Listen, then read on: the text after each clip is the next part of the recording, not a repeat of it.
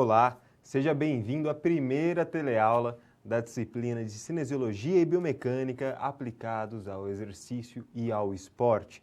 Meu nome é Túlio Moura, eu serei o responsável por essa disciplina, que é uma disciplina que aborda basicamente como nós podemos compreender o movimento humano. Tá, você pode estar um pouquinho preocupado com isso. Peraí, eu já escutei falar que é muita decoreba, é muito complicado compreender como o nosso corpo funciona.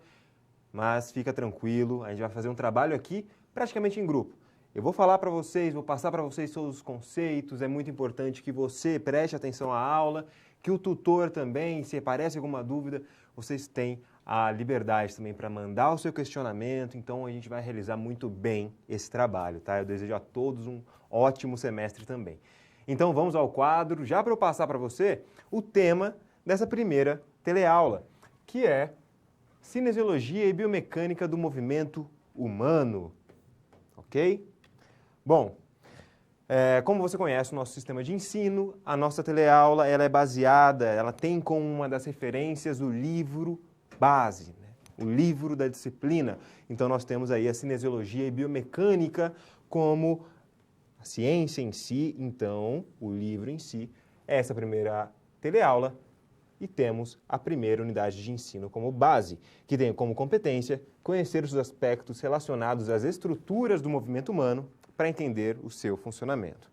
Eu tenho como título desta teleaula os conceitos e princípios cinesiológicos e biomecânicos do movimento. Vamos lá, pessoal. Bom, a cinesiologia e a biomecânica, elas são áreas completamente presentes em nosso dia a dia. Tá, mas onde? Como? Por exemplo, você já se perguntou como que a gente inicia a caminhada? Então, quando você era pequeno, como que foi realizado esse tipo de movimento? Quais são os parâmetros que caracterizam esse tipo de movimento? A corrida, por exemplo, de um maratonista, ela é exatamente igual à corrida de um velocista? Quando eu penso em parâmetros temporais, quem é mais rápido, quem é mais devagar, quando eu penso em altura de articulações no movimento ou segmentos, por exemplo, quem levanta um pouquinho mais a perna, quem levanta o joelho, quem tem um quadril um pouco mais para baixo. Então, tudo isso são formas de você compreender a biomecânica. Ou levando já para o aspecto de academia, como que as cargas adotadas na academia modulam o nosso movimento. Então, se eu escolher realizar algum exercício com 30% da RM, da repetição máxima, o que vai acontecer com minhas articulações e se tem alguma diferença se eu realizar o mesmo exercício, mas com 70% da repetição máxima. Bom, é diferente, tá certo? E outro exemplo também que a gente pode utilizar a biomecânica, presente até em academia, qual é a principal diferença entre realizar um exercício com uma barra guiada, uma máquina, por exemplo, ou com pesos livres? O que acontece com o meu joelho? O que acontece com o meu tronco? Então, gente, são aspectos chave e que você, na sua atuação profissional, você vai ver. Então, o meu maior objetivo com essa disciplina é que você reconheça que sim, a cinesiologia e a biomecânica são importantíssimas, tá? São essenciais, a compreensão do movimento é essencial para o entendimento, tá? Do movimento humano, certo? Bom, mas como que a gente começa essa disciplina? Como que eu consigo caracterizar o que é cinesiologia, o que é biomecânica, quais são as principais diferenças? Eu preciso saber. Então, é a partir desse momento da aula que nós entraremos nas partes de conceitos.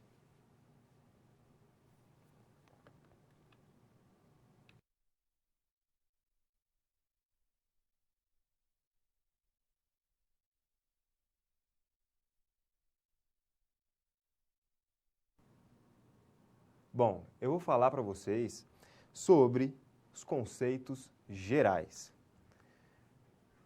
Bom, então, é como eu falei agora, a gente vai falar sobre o que é cinesiologia, o que é biomecânica. É muito importante que você saiba diferenciar um termo do outro e como se origina a nossa área. Então, vamos ao quadro Bom, a cinesiologia eu posso tratar como o estudo do movimento humano. Ah, professor, mas espera aí, você falou que cinesiologia e biomecânica é o estudo do movimento humano. Sim, mas espera aí que você vai compreender.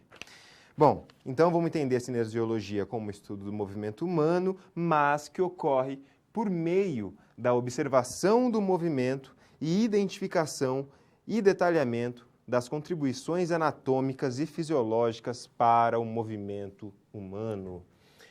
Então, em linhas gerais, é quando eu falo de aspectos do corpo, como segmentos, articulações, músculos. Então, eu trato muito dentro da cinesiologia dessa parte de identificação e também de detalhar, caracterizar a própria anatomia que ocorre presente no nosso corpo para realizar algum movimento ou até quando a gente está em uma posição estática. Então veja que a cinesiologia ela aborda muito mais a contribuição anatômica e fisiológica. É como eu falar que nós temos articulações no corpo e aí eu identifico falando que uma é o joelho, falo que outra é o tornozelo, falo que outra é o quadril, ok? Então a cinesiologia ela trabalha muito no aspecto de localização, tá? E quando eu vou para a biomecânica? Aí já é diferente. Na biomecânica, eu tenho aplicação de princípios mecânicos no estudo dos organismos vivos. Tá, o que é esse mecânico? É um ramo da física que vai analisar as ações de força sobre partículas e sistemas, né, mecânicos. Então, na biomecânica, eu tenho já uma explicação, né, de quais forças que vão atuar no meu corpo. E qual a relação que o meu corpo tem com o ambiente externo? Como, por exemplo, numa corrida, a velocidade que eu faço, a aceleração que eu gero, a força que eu aplico quando eu vou realizar o levantamento de um peso, ou os torques. Então, nós temos já uma aplicação, também traz esse ramo da física, mas eu tenho uma aplicação daquilo que eu vi na parte cinesiológica. Então, a gente consegue já diferenciar muito bem. A cinesiologia, ela tem um aspecto mais de localização, como eu falei para vocês, de eu identificar aquilo que eu tenho no meu corpo, tá? E alguma contribuição devido à influência de uma carga externa, por exemplo. Agora, quando eu entendo aspectos temporais, aplicação de força, dentro dessas estruturas que eu localizei, aí eu tenho a biomecânica, tá? Em geral, elas estudam o movimento humano. Então, por isso que eu comecei falando, a cinesiologia e biomecânica é o movimento humano. Por isso, tá certo? Vamos seguir, vamos ao quadro. Bom, então, você viu aí o que eu falei sobre cinesiologia e biomecânica. Mas onde eu posso aplicar isso? Será que é tão aplicável assim? Por que isso está como uma disciplina na minha formação acadêmica? Eu posso realizar análises, tanto cinesiológicas como biomecânicas, pensando na área de educação física, em hospitais, em clínicas, em escolas, clubes, praças esportivas e também laboratórios. Nós temos diversos periódicos que são utilizados, que apresentam trabalhos científicos na área de biomecânica, muito conhecidos, né, internacionalmente conhecidos. Então, a biomecânica e a cinesiologia são ciências que são de muito uso e aplicação para o profissional de educação física. Quando a gente vai um pouquinho específico, né, na meta da biomecânica, do esporte, do exercício, por que ela é tão importante? Por meio de estudos e análises biomecânicas, eu posso verificar uma melhora no meu desempenho, a melhora da técnica de movimento, porque se eu reconheço algo que está sendo realizado da forma errada, eu consigo ter uma noção de como está o meu desempenho. Melhora de equipamento, melhora no próprio treinamento, prevenção de lesão e reabilitação. Então, tem vários estudos que têm saído que eles têm abordado a influência de exercícios para músculos isquiotibiais, ou seja, músculos posteriores da coxa. Então, se você é um grande fã de futebol, você deve assistir futebol no final de semana, no meio de semana, e sempre tem algum jogador que está correndo e aí, do nada, ele coloca a mão na coxa, começa a mancar e aí você pensa, lá se vai o jogo do meu time. Então, a biomecânica, ela também age nesse ponto. Como que eu posso prevenir lesões desse tipo? Será que a corrida dele está certa? Será que a chuteira que ele utiliza é a melhor? Então, o movimento ele é estudado pela biomecânica. E também técnicas de prevenção de lesão. Tá? Outro ponto importante, cinesiologia e biomecânica, quando eu falo de estudos, de análises, eu considero toda a população, todo mundo, tá certo? Bom, outro ponto importante, que a gente consegue até classificar um pouquinho, fica tranquilo que eu vou chegar em cada ponto, tem coisa aqui que eu vou falar só em outras teleaulas também. Bom, então nós temos a análise do movimento humano, eu tenho a cinesiologia como aspecto mais ligado à anatomia funcional. Então lembra que eu falei para vocês de aspectos de localização, tá? E eu tenho a biomecânica, onde eu vou ter um ramo da cinemática, um ramo da cinética, cada uma apresenta ou um aspecto linear ou angular e as variáveis específicas. Quando eu penso em uma análise linear, eu tenho a posição, a velocidade, a aceleração. Eu também tenho as mesmas para angular, mas o cálculo ele é diferente.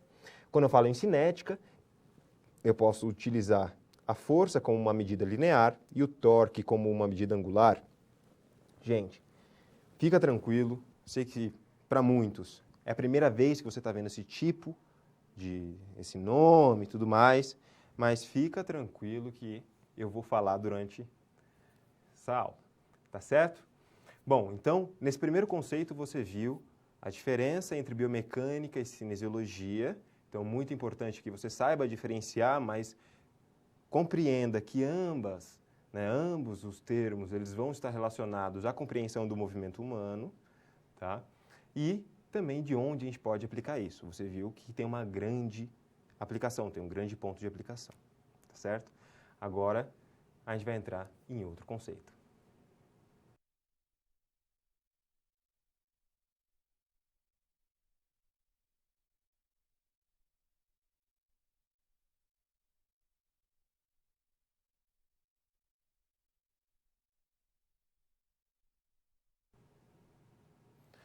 Nesse conceito, a gente vai falar sobre a posição anatômica de referência e planos e eixos.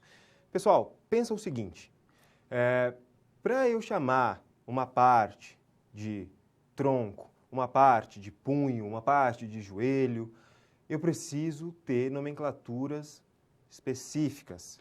Para eu me referir ao que é superior, ao que é inferior, eu preciso ter nomenclaturas específicas. Sabe por quê? Quantas línguas nós temos no mundo? Diversas. A gente tem mais de 200 países no mundo. Temos línguas específicas para cada país. Agora, imagina que, se eu quiser me referir a uma parte anatômica, aqui no Brasil é de uma forma, lá no Reino Unido é outra. Lá na Arábia Saudita é outra. Não, a gente tem que ter alguma referência só. Tá? A gente tem que falar da mesma coisa, por mais que a língua seja diferente. Então, por isso também que nós temos a posição anatômica de referência. Para todo mundo, na hora que falar, tal parte é medial a tal parte é lateral a tal parte, gente, eu tenho uma base para isso. Então, é por isso que surge a posição anatômica de referência, que é essa que você vai ver aí. Então, vamos ao quadro. Você está vendo aí a posição anatômica de referência, gente, é essa, tá? Bom, ela é caracterizada por uma postura ereta, como você está vendo na figura. Ele está ereto, né? Cabeça voltada para frente, braços ao lado do tronco, com as palmas das mãos viradas para frente. Gente, isso é importante. Muita gente esquece disso, mas a palma da mão ela está voltada para frente na posição anatômica de referência, tá? E pernas unidas com os pés direcionados para frente também, ok? Então, isso que você está vendo aqui no quadro é a posição anatômica de referência. De novo, a postura está ereta, a cabeça está voltada para frente, o braço está ao longo ao lado do tronco com as palmas das mãos viradas para frente e as pernas estão unidas com os pés direcionados para frente também. Ó, o joelho ele está estendido, ele não está flexionado. Então, tudo isso é importante que você saiba. Isso aqui é a posição anatômica de referência. Partindo da posição anatômica de referência, quando eu quero descrever um movimento, eu tenho alguns termos direcionais. Tá, mas o que são, né? Quais são esses termos direcionais? São esses que você está vendo no quadro também. Então, eu tenho superior, inferior, anterior, posterior, medial, lateral, proximal e distal. Ok, o que é cada um? Vamos lá. Superior, pessoal, superior é a posição mais próxima da cabeça. Então, eu estou certo em falar que o meu peitoral ele é superior aos músculos presentes na parte anterior da minha coxa. Por quê? O peitoral está mais próximo da cabeça. Inferior, eu vou tratar como a posição mais afastada da cabeça. Então, eu posso falar que os meus músculos da parte anterior da coxa são inferiores a quem? Ao peitoral que eu estava falando para vocês. Por quê? Esse tipo de músculo está mais afastado da cabeça. Ok, você já sabe que é superior e inferior. Anterior. Anterior é a parte da frente, é exatamente como você está vendo essa figura aí. Essa é a parte anterior, tá? Posterior é a parte de trás do nosso corpo, onde ficaria a parte dorsal, os isquiotibiais, gastrocnêmio, tá certo? Medial. O que é o medial? Então, imagina uma linha mediana do meu corpo. Aqui. Se passasse uma linha aqui, ó. Tá? Vamos concordar que o quinto dedo, ele é medial a essa linha. Então, ele está medial a essa linha, enquanto que o polegar, ele não está mais afastado, ele é lateral. Então, pensem sempre que o medial ele está próximo da linha mediana do corpo. E o lateral está afastado da linha mediana do corpo. Ok? Bom, nós temos proximal e distal também. Proximal é quando eu tenho um ponto de referência e aquilo está próximo ao ponto de referência. Tá? E distal é quando eu tenho também um ponto de referência, então isso vai depender do ponto que você abordar. E eu tenho uma posição mais afastada desse ponto. Tá certo? Então é assim que a gente analisa a posição anatômica de referência. Bom, além disso, para compreender o movimento, eu tenho os planos e eixos. E agora eu preciso muito, mas muito da criatividade de vocês. Porque eu vou realizar uma certa dinâmica aqui com você, que está vendo essa aula. Então, você que está me vendo agora, pega um lápis, uma caneta. Está vendo aqui? Esse aqui é meu lápis e caneta. A gente vai fingir que isso aqui é um espeto, por exemplo. Bom, eu tenho 3 planos no meu corpo. O plano sagital. O plano sagital, ele vai dividir o meu corpo em lado direito e esquerdo. Então, é como se passasse uma folha aqui, ó, cortando o meu corpo. Então, lado direito e esquerdo. Eu tenho o plano frontal. O plano frontal, ele vai dividir o meu corpo em parte anterior e posterior. Então, é como se passasse uma folha, uma linha me cortando aqui. Então, parte anterior, parte posterior. E eu tenho o meu plano transversal, que é aí o que vai acontecer. Eu tenho ele me cortando da parte anterior, né? Parte superior e parte inferior. Perdão, parte superior e parte inferior. Então, ok, temos esses 3 planos. Você gravou, plano sagital, direita e esquerda, plano frontal, anterior e posterior, plano transversal, membro superior, membro inferior. Vamos seguir, vamos ao quadro. Em cada plano, eu tenho eixos que vão passar por ele para que os movimentos sejam realizados. Então, até fica melhor aqui. No plano sagital, que divide meu corpo entre lado direito e esquerdo, eu tenho o eixo médio-lateral. E aí É nesse eixo que vão ocorrer movimentos de flexão, extensão e hiperextensão. Lembra da dinâmica que eu falei para vocês? É mais ou menos assim. O eixo médio-lateral é como se eu colocasse um espeto aqui em você. Aqui. Se eu giro esse espeto, eu tenho uma flexão. Se eu giro de novo, eu tenho uma extensão. Tá certo? Ou aqui, no meu cotovelo, tá? Girei, fiz uma extensão. Girei de novo, fiz uma flexão. Então, imagine nessa parte de eixos como pequenos espetos, que fica mais tranquilo para você compreender. Tá certo? Então, o movimento de flexão e extensão eu vou ter no eixo médio-lateral, presente no plano sagital. Essa tabelinha que eu mostrei para vocês, ela é muito importante. Vamos voltar a ela. Plano frontal. No plano frontal, eu tenho meu eixo antero-posterior, que vai realizar abdução e adução. Então, o eixo antero-posterior é como se o espeto viesse aqui, de frente para mim. Se eu giro ele, eu faço uma abdução. Se eu giro ele de volta, eu faço uma adução. Tá? Então, de novo, pessoal, plano frontal, eu tenho um eixo antero-posterior e nesse eixo que vão ocorrer os movimentos de adução e abdução. Vamos voltar ao quadro.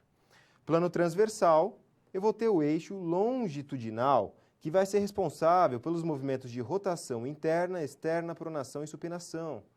Então, nesse plano, eu tenho aqui um espeto indo por cima, tá? Que se eu giro, eu faço uma rotação. Se eu giro para um lado, eu faço outro tipo de rotação. Se eu levo em consideração o meu punho, é como se eu colocasse em supinação ou pronação, tá?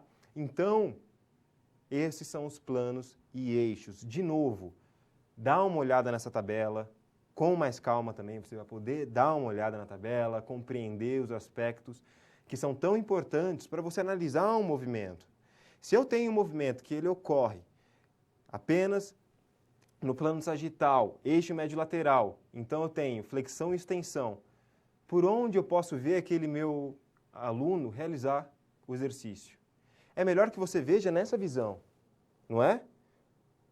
Então, se você está vendo um exercício que faz adução e abdução, por onde você vai ver? Você vai ficar aqui? Não. Se quer ver a adução e abdução, fique na frente dele.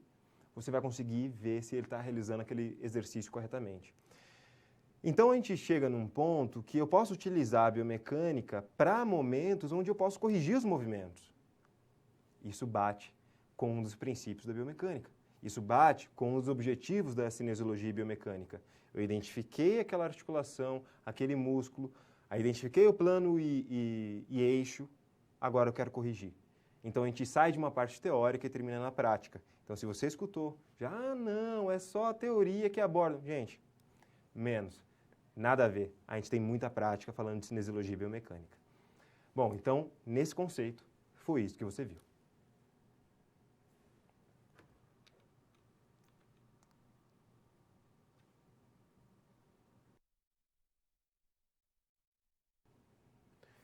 Eu vou abordar sobre os princípios fundamentais da biomecânica.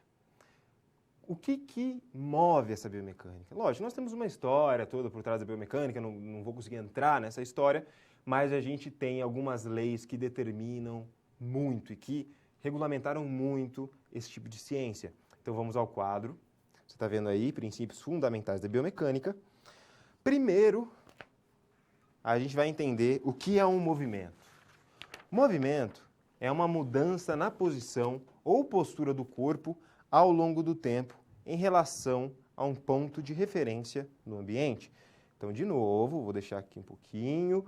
Movimento é uma mudança na posição ou postura do corpo ao longo de um tempo em relação a um ponto de referência no ambiente. Esse movimento, ele pode ser linear, como também ele pode ser angular, que é cada um, professor. O que é um movimento linear? O que é um movimento angular? Vamos lá, pessoal. Movimento linear é um movimento ao longo de um trajeto retilíneo ou curvilíneo. Tá? A parte-chave para você entender o que é um movimento linear é pensar que as partes do corpo não apresentam movimentação entre si. Tá? Uma das formas de análise de movimento linear é se eu quiser avaliar a trajetória do centro de massa. O centro de massa, ele é um ponto no qual toda a massa do nosso corpo está equilibrada de uma forma igual, né? Está igual em todas as direções. Então, basicamente, em biomecânica, a gente fala que o centro de massa do nosso corpo ele está um pouco mais abaixo do umbigo, tá? É o ponto do nosso corpo onde a massa está equilibrada. Então, eu tenho, sei lá, 20 quilos para cá, 20 quilos para lá, 20 quilos para lá, 20 quilos para lá, tá bom? O centro de massa é onde está tudo equilibrado, tá certo? Vamos voltar ao quadro. Bom, um exemplo de movimento linear é quando nós temos os movimentos ginásticos, por exemplo, que aquele ginasta ele está correndo para um determinado lugar, então tem os segmentos, as articulações, todas indo para o mesmo lugar, não tem uma diferença de distância entre um segmento e outro. Agora, outro exemplo, um skatista em uma superfície plana. Imagina um cara está andando de skate e ele está numa superfície plana, ele já está em movimento, tá? Beleza. E aí eu tenho movimento angular. O movimento angular é quando eu tenho um movimento ao redor de um eixo de rotação. Então, eu tenho um eixo de rotação específico. Então, os segmentos do corpo não vão apresentar a mesma distância de movimento em um determinado momento. Gente, um exemplo muito simples de tipo de movimento angular. Olha aqui, tá vendo meu cotovelo, tá vendo meu punho, né? Se eu faço isso aqui, ó, isso é um movimento angular. Por quê? Eu tive uma alteração da distância entre meus dedos também e punho baseado numa rotação que eu fiz. Tá certo? Eu tenho uma mudança, tá? Baseado em um eixo de rotação. Se o meu eixo de rotação é o cotovelo, eu tive alguém se movendo ao redor dele enquanto ele está parado, esse é um movimento angular. O movimento linear é ao contrário, tudo está se movendo para o mesmo local. Se eu estou indo para frente, está tudo para frente. Se eu tenho movimento angular, é diferente. Aí eu tenho alguém que fica parado, um eixo de rotação e alguém que roda, tá? Esse é o movimento angular. Vamos seguir, vamos ao quadro. Gente, baseado nisso, que a gente vai chegar aqui em 3 leis. 3 leis de Newton. Talvez você já tenha visto na TV, já tenha ouvido falar. Então vamos lá. A primeira lei de Newton é a denominada lei da inércia. O que fala essa lei? Um corpo manterá seu estado de repouso ou de velocidade constante, a não ser quando influenciado por uma força externa capaz de modificá-lo. Gente, então, um exemplo da inércia sou eu, são vocês. Por quê? Eu estou parado aqui, eu estou parado. Você está vendo essa aula, eu espero que você esteja parado, não esteja correndo, esteja parado. Ok, a gente está em inércia, a gente está numa velocidade constante. Por mais que não haja essa velocidade, ou ela é zero, né? Estou constante em zero, ou ela é constante. Agora, se chega alguém e vem e me empurra, e eu venho para cá, como você viu aí, eu saí da minha inércia. Um trem, onde ele está... Imagina que ele vai demorar muito para ele chegar, ele está numa velocidade constante. Ele está em inércia ou não? Ele está em inércia. Se a velocidade dele é constante, ele está em inércia. Isso aqui está em inércia? Está em inércia. Não está? Se eu derrubar, saiu da inércia. Por quê? Eu tive que aplicar uma força para isso cair. Então a gente vai entender que a inércia ela é caracterizada por momentos onde eu estou em uma posição completamente estática, ou seja, eu tenho uma velocidade constante, ou eu estou em movimento sempre naquela direção, sempre numa mesma velocidade, ou eu estou parado. A lei da inércia ela fala que, olha, para eu te tirar disso, eu tenho que ter uma força externa que vai tocar esse objeto. Seja um empurrão, seja eu derrubar uma garrafa. Tá vendo? É uma força externa. Então, a lei da inércia, feita por Isaac Newton, ela aborda isso. Vamos para o quadro. Segundo a lei de Newton, olha só essa. Uma força aplicada a um corpo acarreta em uma aceleração desse corpo de magnitude proporcional à força na direção da força inversamente à massa do corpo. Ela é mais conhecida por uma equação que é força é igual a massa vezes aceleração. Então, olha só aqui. A força, eu estou usando a massa e eu estou usando a aceleração. Então, imagina uma bola de futebol. Você está com uma bola de futebol, tá? Você joga, gerou uma velocidade. Para você gerar uma velocidade maior, mas agora com uma bola de medicine ball, de 3 quilos, você vai ter que aplicar uma força maior, entendeu? No judô, por exemplo, nós temos lá 2 lutadoras. Então estão lá, imagine que é num treinamento, então não tem essa coisa de categoria tão certinha. Uma tem 50 quilos, outra tem 60 quilos. Então elas estão lá, né, tentando puxar, tirar a outra, né, desequilibrar a outra, ou seja, gerar uma aceleração para que eu consiga empurrar ela. Você concorda que vai ser mais fácil a atleta de 60 quilos derrubar a de 50 do que a de 50 derrubar a de 60? Por quê? A de 50 tem que realizar uma força muito maior para tirar essa da inércia, para tirar ela do lugar, gerar uma aceleração. E essa não tem que realizar uma força tão grande quanto a outra para derrubar ela do lugar. Então, é uma forma que a gente tem aí de aplicar o conceito dessa segunda lei de Newton. Vamos à próxima. Terceira lei de Newton, essa é famosa, né? Lei da reação. Para cada ação existe uma reação igual, mas oposta. Tá? Então, um exemplo é exatamente aqui no boxe. Esse cara de azul que deu o soco no cara de vermelho, ele aplicou uma força, né? Essa força, ela volta para o punho dele.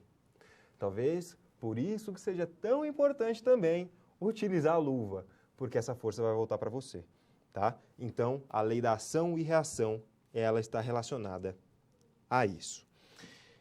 Então, nesse conceito, você viu aspectos relacionados às diferentes formas de movimento e também às principais leis de Newton.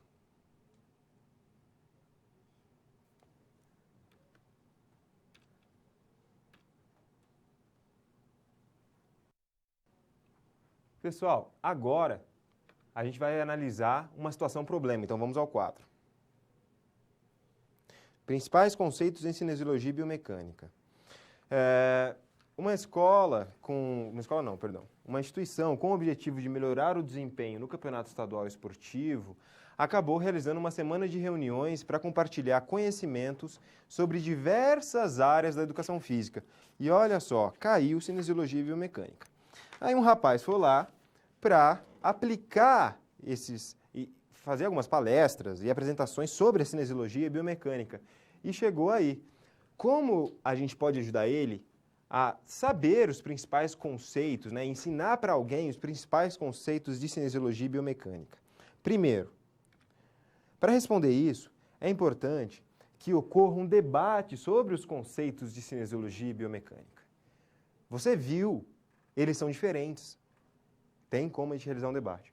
Exemplos específicos para apresentação de planos e eixos é uma boa. Também é bom para você compreender um pouco mais dessa matéria. Acabou a aula aqui, tenta treinar mais. Em tal exercício, qual plano que está ocorrendo o movimento, em qual eixo está ocorrendo o movimento. E exemplificação das 3 leis de Newton. Você já conhece a lei da inércia, a lei da aceleração e a lei da reação. Então, são formas de você aplicar um pouco do conhecimento para ensinar alguém, para compreender também como aquele movimento ocorre.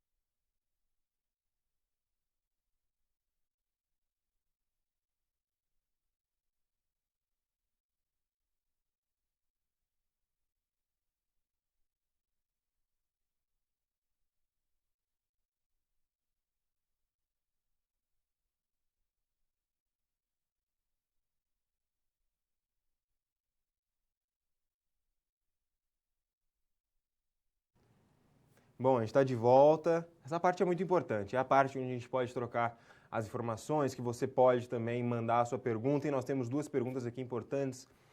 Paulo do Pará. Tem como explicar outra vez sobre o movimento linear e o angular? Claro, lógico. Bom, um abraço para vocês que estão acompanhando essa aula também. O movimento linear, você tem que pensar que os segmentos, as articulações, elas estão indo numa direção. Eu não tenho uma diferença, por exemplo, em distância entre um segmento do outro. É como se todo o meu corpo, toda parte do meu corpo, todas as partes do meu corpo estão indo numa direção específica, tá? Movimento angular, aí já é diferente. Eu tenho um movimento que ocorre ao redor de um eixo de rotação. Então, lembra que eu falei da flexão de cotovelo? É exatamente isso aqui. Eu tenho um movimento onde meu antebraço ele vai se mover, meu punho ele vai se mover, e eu tenho um eixo de rotação. Por quê? Ele está se movendo ao redor do meu cotovelo, tá? Então, eu tenho uma diferença entre posições e distâncias entre os diferentes segmentos e articulações, tá? Bom, pensa no movimento linear como alguém que está andando de skate, por exemplo, que eu falei para vocês, está sempre numa direção. Ou um surfista, por exemplo, que ele está naquela parte estável, né, passando por um tubo, por exemplo. Tá? São exemplos que a gente pode utilizar aí também. A grande maioria dos movimentos, ela apresenta um componente linear e um componente angular. Tá? A gente não pode, em biomecânica, falar, é isso, é isso. Calma, nem tudo é assim. Para movimento linear e angular, também. Bom, uma outra pergunta aqui, Paulo de Minas, um abraço para Minas. Professor, poderia falar sobre os planos e eixos novamente? Claro. Bom, nós temos 3 planos. Plano sagital, ele vai dividir meu corpo em direita e esquerda. Aí, qual o eixo que vai passar por ele? Vai passar o eixo médio-lateral. É como se eu tivesse um espeto aqui. Se eu giro esse espeto, eu faço a flexão. Se eu giro esse espeto, eu faço a extensão. Eu tenho o plano frontal. O plano frontal, ele vai dividir o meu corpo em parte da frente e parte de trás. E aí eu vou ter um espeto que ele vem de frente. Ele está aqui, eu giro ele, eu faço uma abdução. Ele está aqui, eu giro ele, eu faço uma adução. E eu tenho o plano transversal. O plano transversal, ele vai dividir o meu corpo em parte superior e parte inferior. Nele, eu tenho um eixo que vem aqui em cima, que quando ele roda, eu faço uma rotação. Ou pode ser supinação, ou pode ser pronação. Tá certo? Paulo do Rio Grande do Sul, uma bela pergunta também, um abraço aí para vocês. Diferenciação entre os objetivos da cinesiologia e da biomecânica.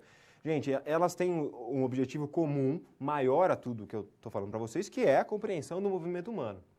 Agora, quando eu penso especificamente o que é cada uma, aí eu tenho alguns autores, como eu trouxe para vocês, o McInnes ou a Hall, que vão diferenciar, falar, olha, eu tenho como cinesiologia algo que está mais ligado à localização, à anatomia funcional, a eu identificar partes do meu corpo e as contribuições dessas partes para o funcionamento do meu corpo, para o movimento humano também. E na biomecânica eu tenho uma aplicação, um entendimento de forças que vão atuar sobre ele, ou como ocorre esse deslocamento espaço-temporal, como as variáveis vão influenciar. Tá? Então nós temos uma certa diferenciação aí. Tá? Quando a gente fala em aplicação, os dois são importantes, porque você precisa conhecer essas partes do corpo e você precisa saber a força que eu consigo gerar, a velocidade que eu consigo gerar, a aceleração que eu consigo gerar. Então, essas partes são importantíssimas.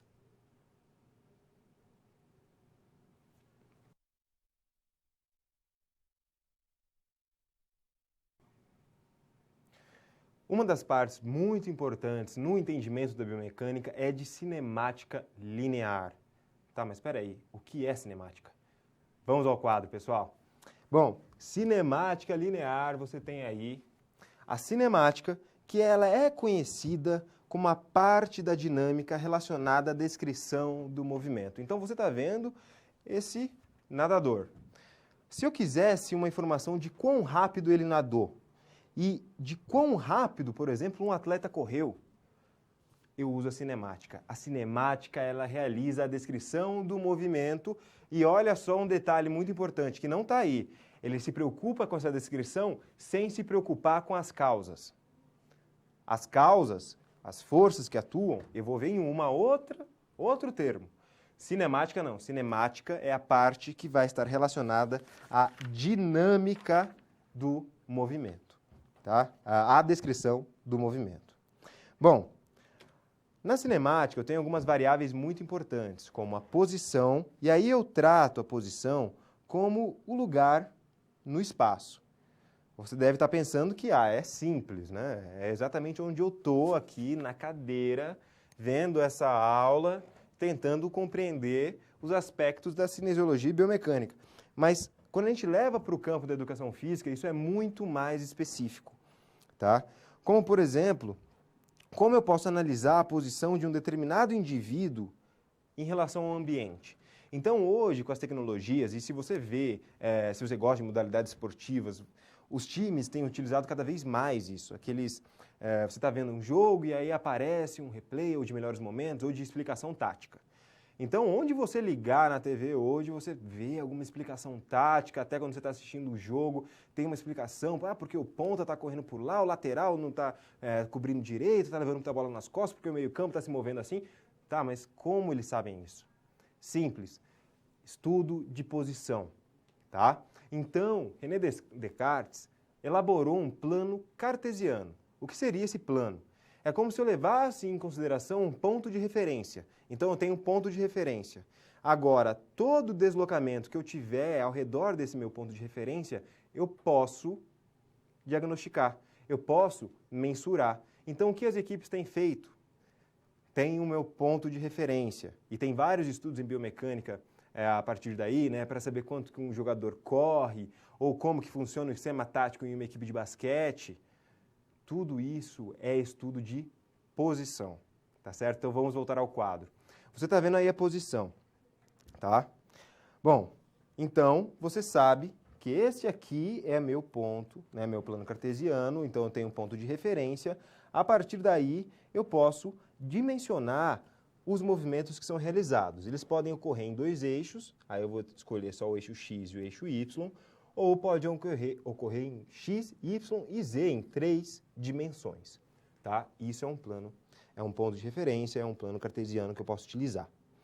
Além disso, eu tenho outras variáveis, como a distância, a direção, a velocidade e a aceleração. Como que eu mensuro a aceleração? Como eu mensuro a velocidade? Então, eu vou abrir aqui um quadro em branco e vamos lá. A velocidade, e aí eu posso compreender tanto a velocidade média ou rapidez média, para título de curiosidade, quando eu falo de velocidade, eu estou falando no deslocamento em unidades de tempo em uma direção específica. Quando eu estou falando em rapidez, essa direção ela pode variar, tá? Mas no caso, eu vou falar de uma corrida de 100 metros, então eu estou utilizando o quê? Um ponto específico, velocidade média. Então eu tenho ΔS, que é a minha posição final, menos a minha posição inicial, e ΔT, que é o tempo final menos o tempo inicial. Então, considere que no recorde dos 100 metros, o Usain Bolt, ele percorreu 100 metros, então eu tenho 100, né? Porque a posição final é o 100 metros, a inicial era o 0, 100 menos 0, 100. E ele percorreu em 9 segundos e 58, então, 9,58. Eu tenho aqui metros, eu tenho aqui segundos. A velocidade média dele foi igual a 10,44 metros por segundo, tá? Então, a velocidade é bem retomando aqueles aspectos da aula de física do colegial, tá? 100, né, que é o ΔS, é meu deslocamento, dividido pela unidade de tempo, ou seja, o tempo que eu levei para percorrer isso. Ok, e a aceleração? A aceleração, eu tenho uma taxa de variação da minha velocidade. Então, eu tenho a velocidade final menos velocidade inicial, que é igual a ΔV, né, pelo tempo final menos tempo inicial é o meu ΔT. É assim que eu verifico velocidade e aceleração. Tá? Muito utilizado em cinemática linear. Outro ponto importante para a gente compreender quando a gente analisa a cinemática linear é o movimento projétil. Eu posso considerar um projétil como um corpo em queda livre que está sujeito apenas às forças da gravidade e à resistência do ar. Gente, um exemplo, ele é bem simples. Uma bola de basquete, um dardo em um lançamento de dardo, uma bola de handebol quando eu faço o arremesso. Tá? Quando o lateral do seu time cruza a bola na área, tudo isso, a bola em si, ela é um projétil. Bom, o projétil ele pode ter uma trajetória tanto horizontal como também vertical. E nós temos alguns componentes que vão influenciar a trajetória desse projétil. Por exemplo, o que vai influenciar a trajetória de uma bola para falar que ela vai cair ou não vai cair? Tá? Então, a gente sempre vê em jogos de basquete, o time tem que buscar a vitória e está na mão do principal jogador, o último segundo ele pode realizar o arremesso, aí ele vai lá e erra. Mas o que influenciou? Né, fora aquela pressão da torcida, alguém tentar marcar ele. Alguns fatores podem influenciar o movimento do projétil. Então, vamos ao quadro. São eles: ângulo de projeção, tá? Que é a direção na qual um corpo é projetado em relação à horizontal. Então, tudo depende da altura daquele meu objetivo e se você sabe que a horizontal é o chão, é isso aí. Velocidade. Vai depender da velocidade com que você solta aquele projétil. Às vezes eu posso realizar um grande ângulo de projeção, mas se eu não tenho velocidade, o que vai acontecer com aquela bola? Ela não vai chegar. E eu tenho a altura relativa. A altura relativa é a diferença entre a altura da qual o corpo é inicialmente projetado e a altura em que ele aterrissa. Então eu tenho aí três pontos-chave para compreender a trajetória do projétil. E, de novo, vou falar para você, nós temos projéteis que vão ter um deslocamento tanto vertical como horizontal. Horizontal, eu quero ganhar mais distância. Vertical, eu quero ganhar uma maior altura. O próprio corpo humano, muitas vezes, é tratado como um projétil. Se eu imaginar, por exemplo, um salto em distância. É ele que está sendo praticamente lançado. E várias coisas vão determinar onde ele vai cair. Tá? Então, o arco e flecha, tudo isso pode ser considerado como projétil. Tá certo? Bom, então nesse conceito você viu sobre a cinemática linear, aspectos relacionados à cinemática linear, como que eu posso compreender esse tipo de área e quais as variáveis presentes na própria cinemática linear.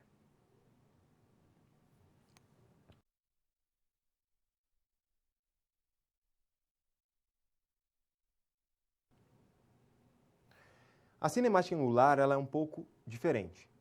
Então, tratando da cinemática angular, vamos ao quadro. Nós temos aí, como principais componentes desse tipo de cinemática, os ângulos, como o próprio nome diz. Eu posso compreender um ângulo como uma medida que é composta por duas linhas que fazem interseção em um vértice. E eu tenho um ângulo que é relativo e um ângulo que é absoluto. As diferenças são bem conceituais e tem como a gente aplicar bem legal isso aí. Relativo é um ângulo na articulação entre os eixos longitudinais de segmentos corporais adjacentes. Nossa, professor, você falou, mas ficou difícil de compreender. Calma, já vou explicar para você. E ângulo absoluto, orientação angular de um segmento corporal em relação a uma linha de referência fixa. Gente, olha só essa figura aqui.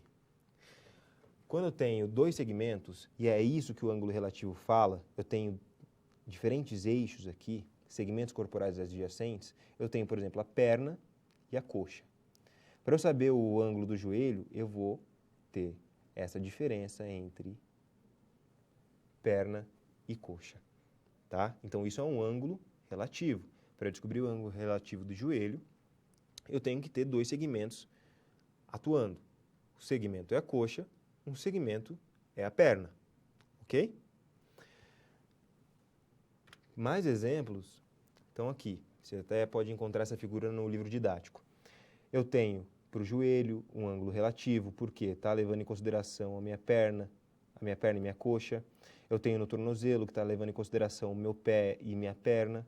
Agora, eu tenho o ângulo do tronco, onde ele trabalha como uma linha de referência. Se eu tenho uma linha de referência no meu tronco, como essa que você está vendo aqui, eu tenho um ângulo absoluto do meu tronco.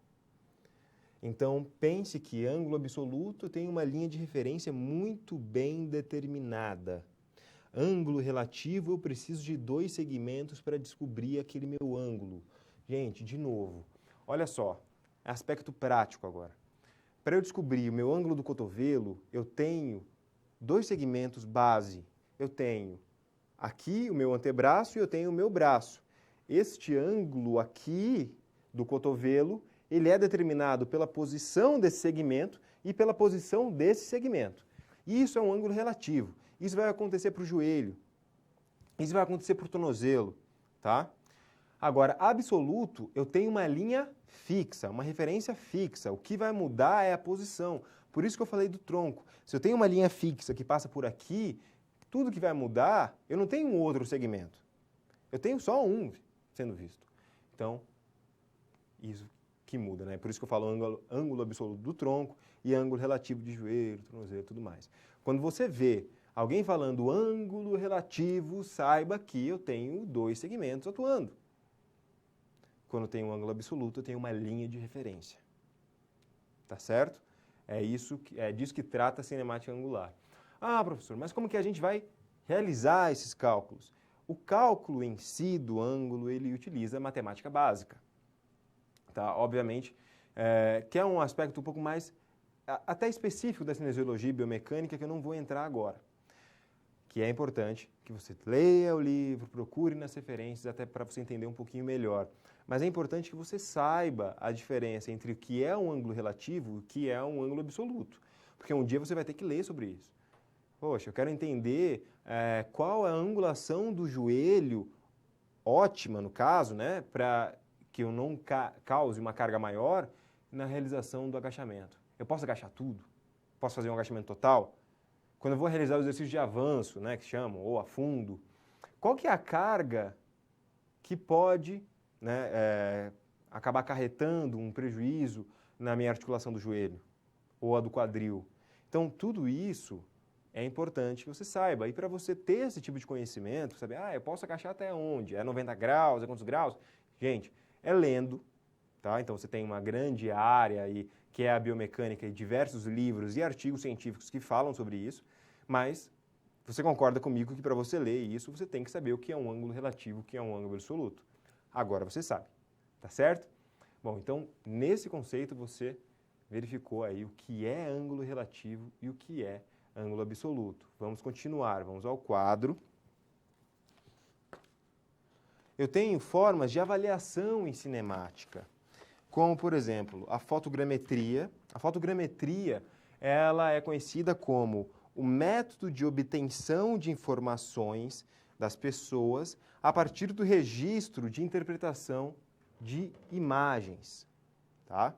E a cinemetria consiste no registro de imagens, mas além das fotos, também pode ser realizada por meio de registro em vídeo e reconstrução biomecânica dos pontos marcados no corpo, como esta figura que você vê aí. Isso é uma análise biomecânica. Você tem uma reconstrução baseada em alguns marcadores. Quem gosta muito de videogame e gosta de jogos esportivos, por exemplo, a gente vê muito isso em reconstrução de jogadores, né? Para que ele fique o mais real possível no seu videogame. E aqui a gente tem um exemplo legal já. Eu consigo ver um ângulo absoluto. Lembra que eu falei de ângulo absoluto? Eu tenho uma referência fixa, tá? Então, ângulo absoluto, eu tenho aí um ângulo uma orientação angular de um segmento corporal em relação a uma linha de referência fixa, e eu tenho ângulos relativos, que aí no ângulo relativo, por exemplo, de joelho, como você pode ver, de tornozelo, eu tenho o quê? Eu tenho a atuação de dois eixos, né? Eu tenho de eixos longitudinais de segmentos corporais adjacentes. Para eu descobrir o ângulo relativo do joelho, eu tenho que ter uma linha que passa pela coxa e pela perna, tá? Então, ângulo relativo, eu tenho a participação de segmentos. Ângulo absoluto, eu tenho a ação de uma linha de referência fixa, tá certo? Gente, obviamente que essa forma de avaliação, ela é para você conhecer um pouquinho, tá? Do que funciona em biomecânica e quando a gente fala em cinemática, como que são realizados vídeos ou até reconstrução de jogadores, né? Como eu falei para vocês, você que gosta de esporte, como que a gente faz, por exemplo, um grande jogador aparecer na sua tela e, nossa, você pensa, ele é igualzinho, nossa, ele é igualzinho. Por quê? Existiu uma construção, uma reconstrução cinemática. Então, em algum determinado momento, aquele jogador foi até alguma empresa, né, a empresa do jogo, eles pegaram as medidas do jogador para você realizar o rosto certinho, analisar os movimentos certinho, os ângulos relativos também são analisados, então, absolutos também, então eu tenho toda uma reconstrução cinemática a partir daquilo, tá certo? Então, nesse conceito, você viu a respeito da cinemática angular, como que a gente pode analisar, formas também de mensurar essa atividade também.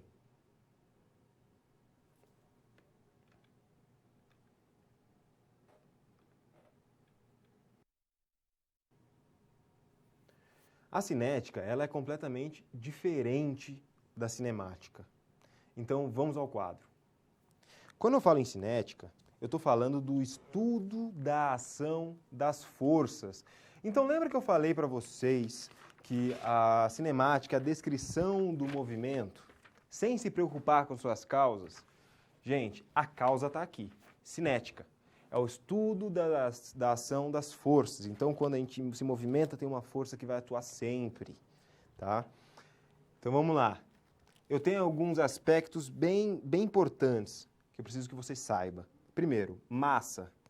Massa é a quantidade de matéria contida em um objeto, tá? Então, isso é massa.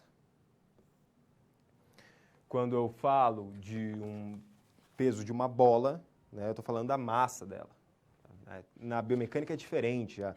Quando a gente fala de peso, aí a gente está falando da massa multiplicada pela aceleração da gravidade, é mais ou menos vezes 10. E você sempre fala em newtons, tá? Então, por exemplo, uma pessoa que ela tem uma massa de 80 quilos, ela vai ter um peso de 800 newtons. Você sempre eleva a 10, tá? Então, aqui em biomecânica, na aula de cinesiologia e biomecânica, eu quero ver todo mundo falando massa. Ninguém falando peso. Massa. E eu tenho força. A força é um impulso ou uma atração agindo sobre um corpo. Eu posso compreender a força ainda por uma equação, onde força é igual a massa vezes aceleração. Isso me remete a uma lei de Newton. Você deve saber qual é, né? A segunda lei de Newton.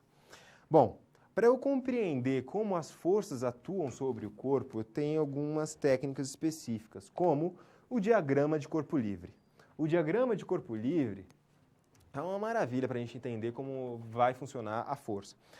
É a representação de um sistema definido e isolado com todos os vetores de força atuantes sobre o sistema. Então, você está vendo aqui uma caixa onde ela tem uma força atuando de 100 newtons empurrando ela para baixo, uma força atuando de 100 newtons empurrando ela para cima. Resultado disso, pessoal, não tem movimento nenhum. Se eu tenho uma para baixo, outra para cima, e elas são de mesma magnitude, não tem movimento nenhum. Agora, se eu tivesse uma de 100 newtons para baixo, uma de 50 newtons para cima, sim, eu tenho movimento. Por quê? A força que é realizada para empurrar essa caixa para baixo, ela é maior do que aquela força que é aplicada para empurrar ela para cima. E o contrário também é verdadeiro. Se a de baixo fosse maior que a de cima, enfim. Então, entenda o equilíbrio como isso aí. Quando a gente corre, nós temos várias forças que vão atuar. Primeiro, o peso corporal é a mais conhecida, que vai atuar sobre a gente. Quando eu toco o chão, eu tenho tanto uma força de atrito do meu contato com o pé com o chão, como a força de reação do solo, tá? E também eu tenho a resistência do ar, nesse caso, principalmente em ambientes abertos. Resistência do ar. Então, o diagrama de corpo livre é exatamente isso aí que você está vendo. Eu tenho a representação isolada de um corpo e nessa representação isolada eu tenho as forças que vão atuar sobre ele. Eu ainda poderia colocar diversas forças que vão atuar, ou as diferenças, é mais para baixo, é mais para cima. Gente, mas entenda que um diagrama de corpo livre, ele é só um tipo de representação, tá? Não envolve uma fórmula, nada, ele é representação, para você compreender as forças que vão atuar no corpo. Uma variável cinética muito importante é o torque. O torque, ele é conhecido como o efeito de giro causado por uma força. Eu vou ter o torque como o T igual à força multiplicado pela distância de aplicação dessa força do eixo de rotação. Então, leve em consideração essa figura que você está vendo, onde eu tenho a distância do ombro que é o meu eixo de rotação, para o ponto de aplicação dessa força. Então, eu tenho 30 centímetros, eu tenho 50 centímetros, eu tenho 60 centímetros. O torque, ele é maior aonde? É onde eu tenho essa distância maior, tá? Então, nesses momentos em que eu tenho um torque maior. Um exemplo disso, um exemplo bem prático para vocês, é quando eu vou trocar o pneu de um carro. Então, vamos lá, trocar o meu pneu furou, como que eu vou consertar esse pneu? Então, eu vou lá, pego o macaco, levanto um pouco do carro, encaixo, agora eu tenho que prender a roda. O que eu vou fazer? Vou pegar a chave de roda e vou apertar. Se o ponto de aplicação dela está aqui, tá? E se eu pegar essa chave de roda bem perto desse ponto de aplicação, ela não vai se mover. Por quê? Porque não gera um torque grande.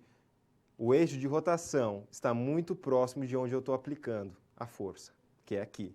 Agora, se eu afastar um pouco e realizar a força aqui, que tem uma distância maior de onde eu estava aplicando antes, gente, eu tenho um torque maior. O que vai acontecer? Vou prender aquela roda, tá? Esse é o exemplo prático para você compreender o torque. Vamos voltar ao quadro. Além disso, eu tenho as alavancas. Alavancas eu posso compreender como uma haste rígida que vai rodar ao redor de um eixo. Exemplo, a relação entre músculos e ossos. Como você pode ver aqui, o músculo, na hora de gerar o movimento, ele vai tracionar o osso. O osso, ele vai se movimentar baseado nessa tração que o músculo causou, mas preso ao quem? Quem une os ossos, pessoal? Retorna lá nas aulas. Quem une? As articulações, tá? Então, eu tenho articulações que vão fazer essa união dos ossos e quando eu traciono o meu músculo, quando eu contraio o meu músculo vai tracionar o meu osso e esse osso vai se movimentar com base em um eixo de rotação. Esse eixo de rotação é a articulação. Então, eu tenho três tipos de alavanca. Alavanca de primeira classe, ou interfixa, alavanca de segunda classe, ou interresistente, e alavanca de terceira classe, ou interpotente. Para você compreender essas ações, a gente vai ver essa figura aqui. Então, na alavanca interfixa, eu tenho que a força de um lado e a resistência de outro, tá? Elas estão em lados opostos. É como se fosse uma gangorra, tá? Então, eu tenho um ponto de equilíbrio aqui, e força está de um lado, resistência está de outro. Ela funciona exatamente como uma gangorra. Eu tenho na alavanca interresistente a força que é aplicada, essa aqui, e a de resistência, esta aqui, elas estão do mesmo lado. No entanto, essa força de resistência ela está mais próxima do eixo. Um exemplo são os carrinhos de mão e a própria chave de roda. E eu tenho na interpotente a força aplicada aqui também está do mesmo lado que a resistência, a força de resistência, mas a força que é aplicada, ela está mais próxima do eixo, desse meu ponto de equilíbrio aqui. Então, é nesse ponto em que eu tenho os três tipos de alavanca. Outras variáveis muito importantes na análise cinética, nós temos a pressão plantar, que é a razão da força pela área sobre qual esta atua. Então, a pressão seria igual à força dividido pela área em que ela atua. Eu tenho a força de reação de solo, que ela é a principal variável de uma plataforma de força. A plataforma de força é um instrumento mais utilizado e mais confiável para você analisar a força na cinética. Sensores, além disso, ela descreve a sobrecarga no aparelho locomotor durante a fase de apoio na plataforma.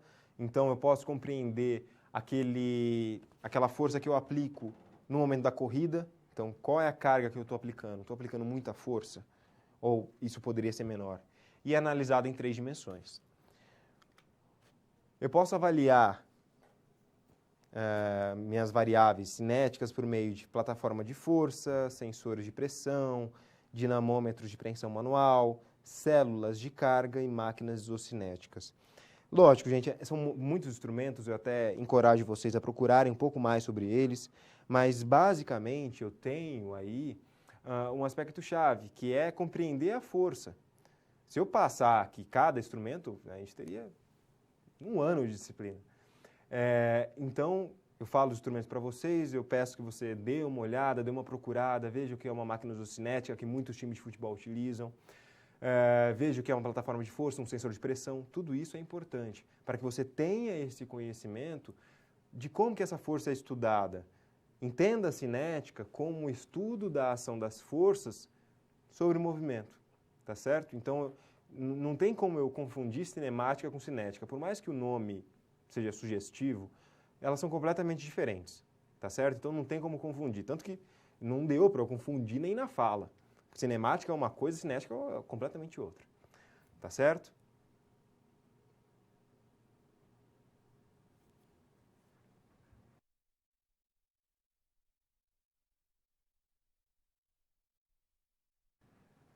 A gente vai vai resolver uma outra situação problema. Então vamos ao quadro, que é a de cinemática do movimento. Como eu posso avaliar o desenvolvimento de corrida de um aluno na equipe de atletismo para a prova dos 100 metros rasos? Quais parâmetros relacionados à cinemática do movimento poderiam estar envolvidos? Então, vamos lá, pessoal. Bom, primeiro, o que eu posso fazer é realizar uma análise da corrida por meio do vídeo. Se eu quero corrigir alguém, eu posso filmar aquele movimento. Isso não serve só para esse caso da sua situação problema, não. Leva ele para outro lugar, leva ele pensando na musculação também. Eu quero compreender como aquele movimento é feito, eu posso utilizar isso aí, uma análise por vídeo. Posso compreender a velocidade média, né, que é aquele deslocamento, a variação de deslocamento por unidade de tempo. Posso verificar a aceleração, que é a variação da própria velocidade por unidade de tempo, e verificar ângulos absolutos e relativos durante a corrida.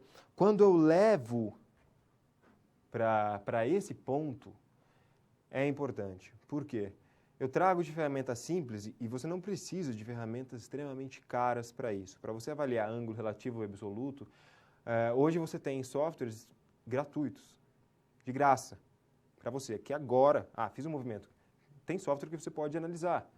E tem todo comandinho, tutorial de como você pode analisar ele. Então, tudo isso eu posso realizar para corrigir o movimento. Muitas vezes a gente trabalha muito com o olho, muito no achômetro. A biomecânica, ela vem justamente para isso. Uma análise biomecânica, ela atua justamente para que a gente saia desse achômetro. Saia dessa coisa de, eu acho que você está agachando demais. Eu acho que está muito lento. Tá, mas é medida. Entenda que a medida é uma forma de controle, de você ver algo que está dando certo e algo que não está dando certo. Tá? Então, é muito importante que você tenha isso em mente, que você compreenda isso.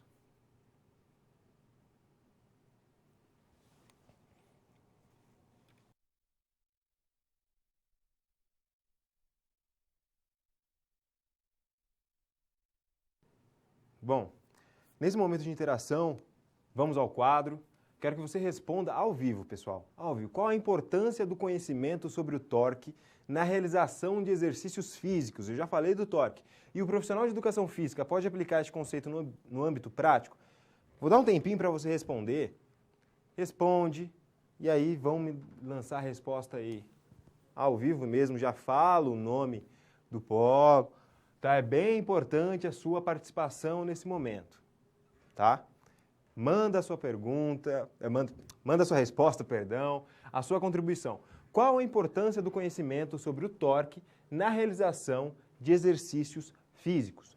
O profissional de educação física, ele pode aplicar este conceito no âmbito prático? Então vamos lá, manda a sua contribuição. Lembra que eu falei do conceito de torque? Como que eu posso utilizar? Será que eu posso utilizar para diferentes exercícios? Tá? Então manda, participa. Peço aí para o tutor que mande a sua pergunta, mande a resposta certinha, aí também a contribuição de vocês, para verificar se vocês compreenderam também tudo que eu quis passar para vocês. Então, manda a resposta, fala o nome do polo, o nome dos alunos aí que participaram. É importante que você participe agora. Vamos lá.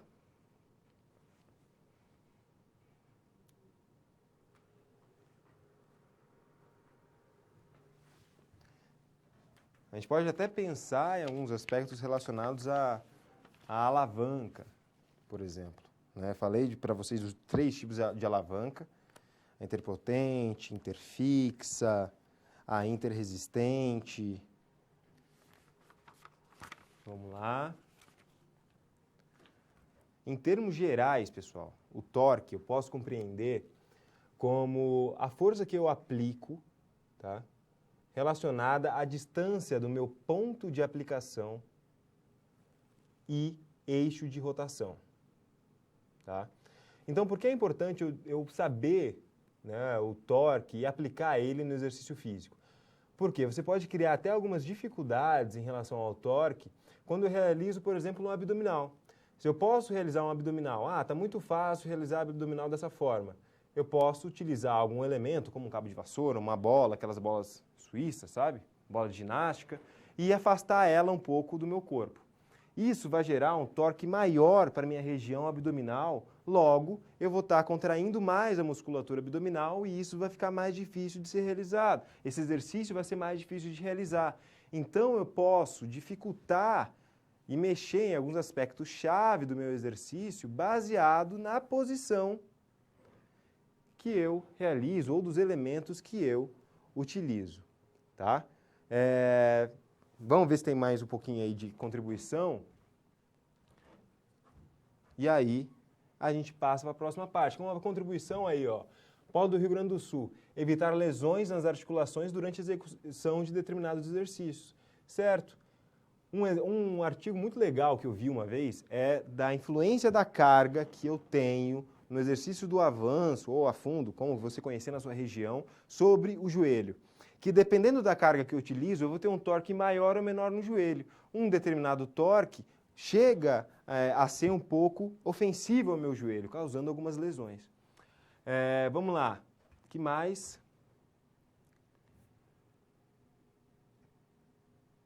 Afirma que pode ir um pouquinho mais para baixo. Um pouquinho mais para baixo.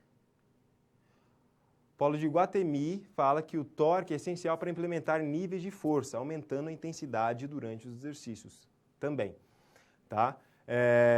Com ele você vai determinar se aquilo está muito forte ou não. Tá? Bom, então esse foi o momento de interação da nossa aula.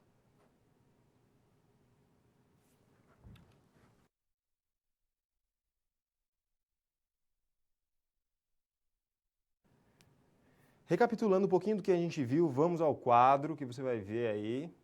Vamos ao quadro. Eu falei dos conceitos gerais em biomecânica, o que é cinesiologia, o que é biomecânica. Falei da posição anatômica de referência, então fica muito atento à figura que eu utilizei. Planos e eixos, nós temos 3 planos e 3 eixos. Princípios fundamentais da biomecânica, as 3 leis de Newton. Falei de cinemática linear, lembra que eu trouxe de velocidade e aceleração. E cinemática angular. finalizei para vocês falando sobre a cinética. Então, nessa aula, eu falei bastante sobre os diferentes conceitos que englobam a cinesiologia e biomecânica. Reforço para vocês que é muito importante a leitura e acompanhamento do material didático nessa teleaula, tá certo? Bom, agora vocês vão ter um recado rapidinho e a gente se vê na próxima.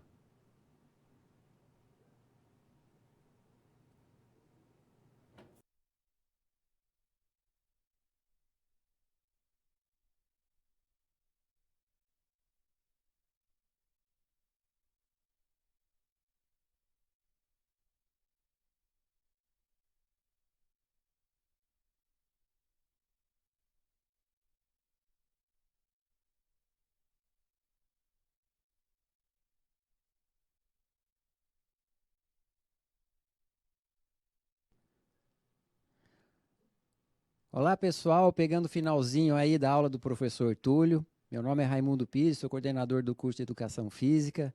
E nesse finalzinho da aula do professor Túlio, quero desejar a vocês as boas-vindas do semestre aí que se inicia.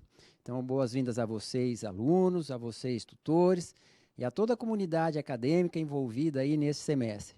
Que tenha um semestre aí de muito sucesso e de muito sucesso acadêmico aí nas suas atividades também, ok? Um grande abraço para vocês e, mais uma vez, um ótimo começo de semestre. Semana que vem, estarei aqui, mais uma vez, falando sobre o desafio Nota Máxima. Então, não deixem de participar das aulas, para que na semana que vem vocês fiquem sabendo aí do desafio Nota Máxima. Um grande abraço.